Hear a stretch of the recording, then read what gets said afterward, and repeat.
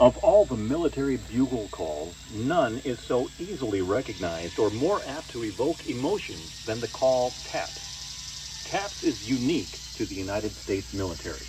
The simple melody has given a sense of safety and security to soldiers from the Civil War on, signaling to our men and women in uniform that another day in service to our country is done and all is well. In the summer of 1862, this estate where you are standing was known as Harrison's Landing. Taps was first sounded here at Berkeley Plantation in July of that year. Since then, Berkeley has been known as the birthplace of the official call to rest for United States military forces around the world. During that summer of 1862, over 100,000 members of the Army of the Potomac were camped in these fields. Their tents stretched for miles. One day, General Daniel Butterfield called the bugler Oliver Wilcox Norton to his tent. Hesitantly, Norton played the new notes Butterfield had composed to replace the infantry call traditionally sounded to signal lights out. At first, the call of taps did not seem to be as smooth, melodious, and musical as it should be, and I practiced the change until I had it suit my ear.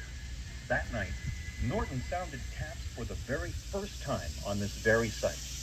He remembers, "The music was beautiful on that still summer night. It was heard far beyond the limits of our brigade. The next day, I was visited by several buglers from neighboring brigades, asking for copies of the music, which I gladly furnished."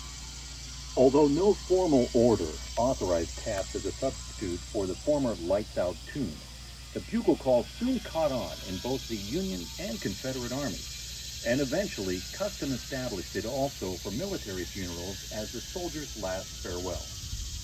In 1874, it was officially recognized by the U.S. Army and became standard at military funeral ceremonies by the end of the century. When General Butterfield died in 1901, it was fitting that the solemn strains of taps accompanied its author to his grave. And now, taps, a simple tune conceived in the midst of conflict. As bugler Norton said, "There is something singularly beautiful and appropriate in the music of this wonderful call. Its strains are melancholy, yet full of rest and peace. Its echoes linger in the heart long after its tones have ceased to vibrate in the air.